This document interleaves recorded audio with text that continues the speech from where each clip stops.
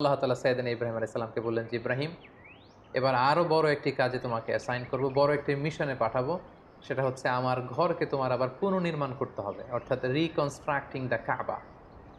কারণ আমরা জানি কাবা প্রথম নির্মাণ করেছিল ফেরেশতারা, তারপর করেছিল আদম আলাইহিস সালাম, তারপর করেছিল নূহ আলাইহিস সালাম। কিন্তু নূহ আলাইহিস সালামের মহাপ্লাবনে কাবা ধ্বংস হয়ে গিয়েছিল। সেটাকে আবার পুনর্নির্মাণের জন্য আল্লাহ তাআলা সাইয়েদনা ইব্রাহিম আলাইহিস সালামকে বললেন, আবার মাইগ্রেট করো ফ্রম প্যালেস্টাইন টু মক্কা।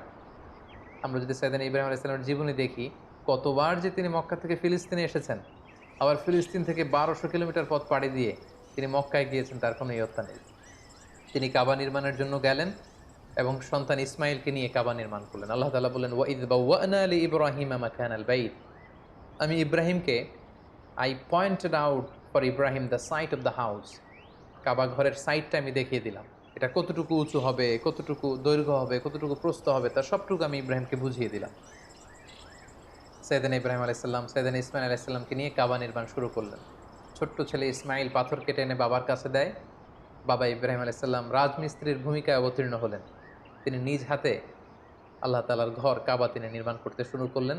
বাপ ছেলে দুজনই পড়তে আরম্ভ করলেন, রব্বানা তাকাব্বাল মিন্না ইন্নাকা আনতাস সামিউল আলিম।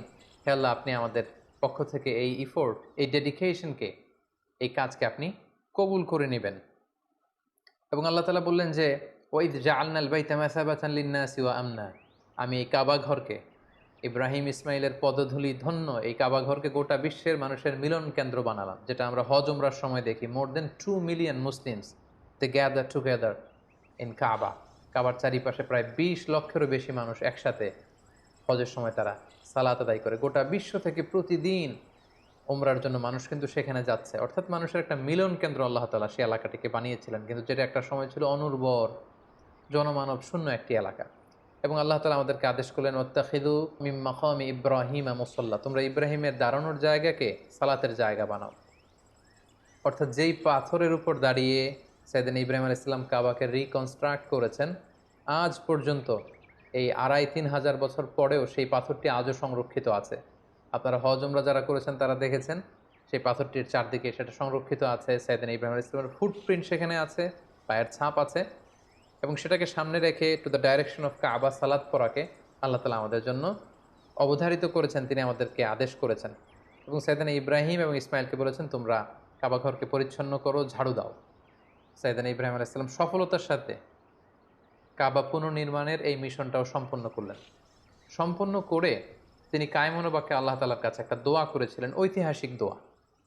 তিনি বলেছিলেন, রব্বানা ওয়াবআথ ফীহিম রাসূলান। হে আল্লাহ, এই মক্কায় আপনি একজন রসুল পাঠাবেন, ইয়াতলু আলাইহিম আয়াতিক, যে আপনার আয়াত তেলাওয়াত করবে, ওয়া ইউআল্লিমুহুমুল কিতাবা ওয়াল হিকমা, এবং এই এলাকাবাসীদেরকে তিনি আপনার কিতাব শিক্ষা দিবে, সুন্নাহ শিক্ষা দিবে, ওয়া ইউযাক্কিহিম, তাদেরকে পরিচ্ছন্ন করবে।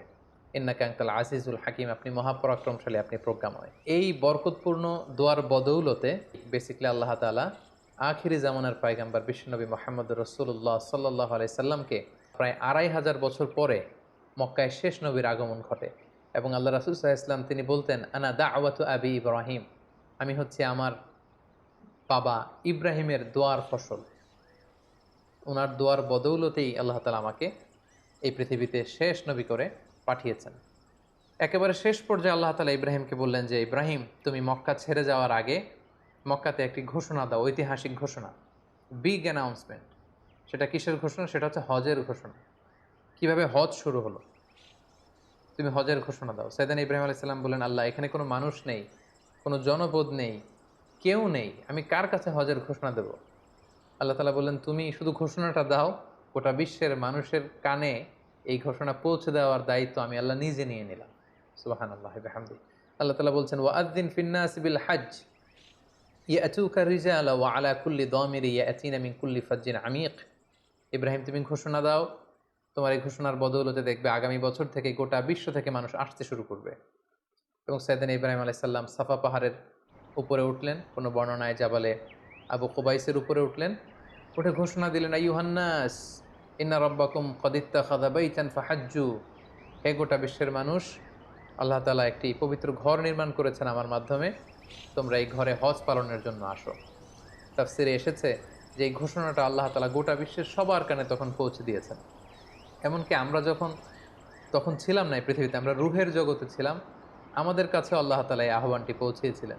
এবং রুহের জগতে আমাদের মধ্যে থেকে যারা লাব্বাইক লাব্বাইক বলে এটার আনসার আমরা করার সুযোগ পেয়েছি, তাদেরকে আল্লাহ তাআলা এই পৃথিবীতে কাবা জিয়ারতের এবং হজ পালনের সুযোগ দান করে থাকবেন।